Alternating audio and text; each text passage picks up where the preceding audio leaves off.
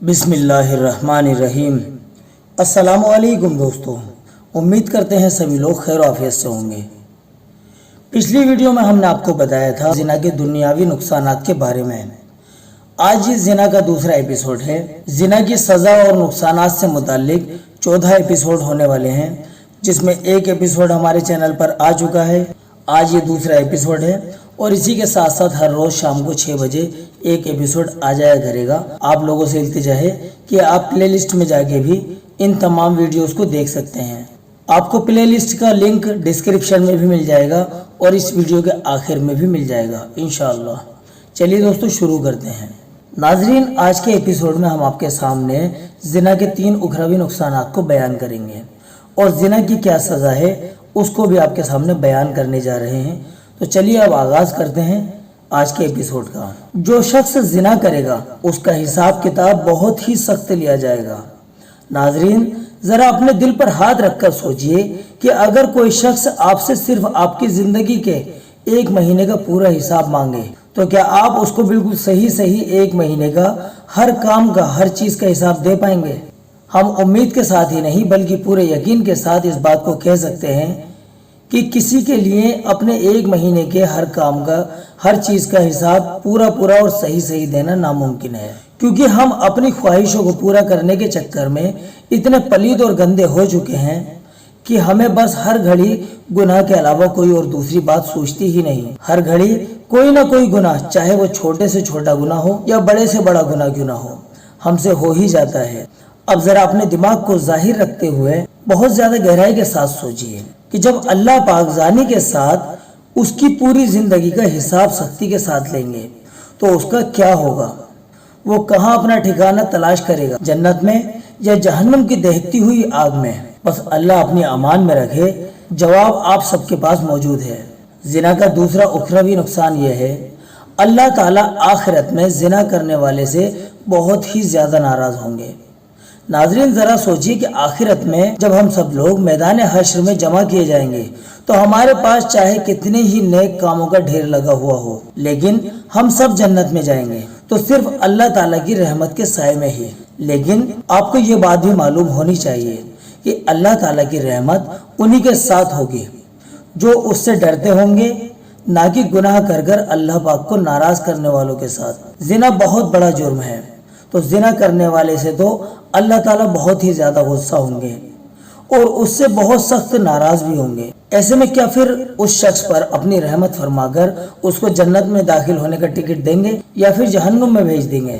ایسے شخص کو تو اللہ تعالیٰ دیکھیں گے بھی نہیں، کیونکہ اس کو دیکھنے سے ان کا غصہ اور زیادہ بھڑک جائے گا، جس کے نتیجے میں اس کے لیے اور زیادہ مسئلے کھڑے ہو جائیں گے۔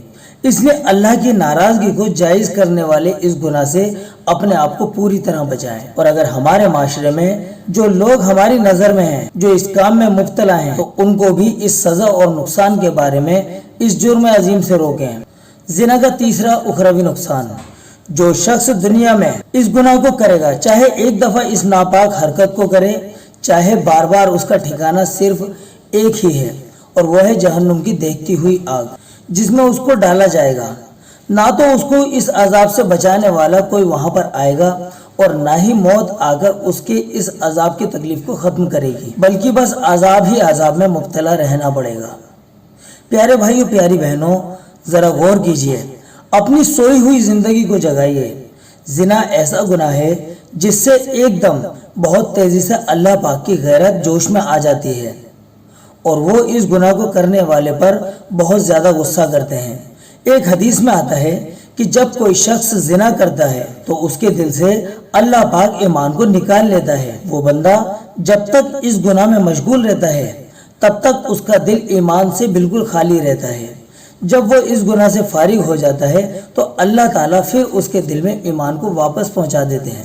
اب آپ خود ہی سوچئے کہ کیا ہم نے کبھی غور کیا ہے کہ اگر کوئی شخص اس بدترین گناہ کو انجام دینے میں لگا ہوا ہو اور اس حالت میں نعوذ باللہ موت کا فرشتہ آ کر اس کی روح کو اس کے جسم سے نکال لے، تو کیا وہ بندہ اسلام کے ساتھ اس دنیا سے جائے گا یا پھر بغیر ایمان کے ہمیشہ کے لیے اللہ پاک کو ناراض کر کے ہمیشہ کے لیے دوزخ کی آگ میں اپنا ٹھکانہ بنا لے گا؟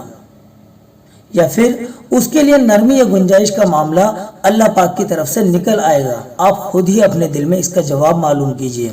इंसान का दिल मुनसिफ और सही फैसला करने वाला होता है और वो खुद आपको इसका जवाब दे देगा।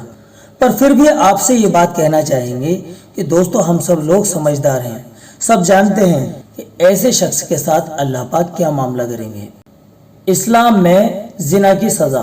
प्यारे भाइयों, प्यारी बहनों, इस्लाम में जिना की सज़ा यह है, अगर जिना करने वाला शख्स कुंवारा है तो चाहे वो मर्द हो या औरत, उसको बादशाह सब लोगों के सामने अपने जल्लादों से 80 कोड़े लगवाएगा।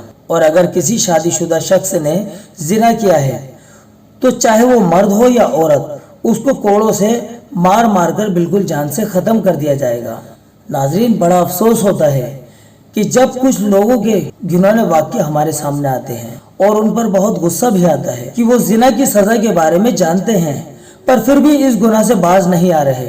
हम बिल्कुल उनसे दो टूक कहना चाहेंगे कि वो अपने इस गुनाह से बाज आ जाएं, वरना वो दिन दूर नहीं है कि जब अल्लाह पाक की गैरत जोश मारेगी और उन्हें बिल्कुल नेस्तो नाबूद कर देगी। वो अल्लाह पाक का दिया खाते हैं, उसका ही दिया हुआ पीते हैं और उसी का दिया हुआ सब कुछ इस्तेमाल करते हैं।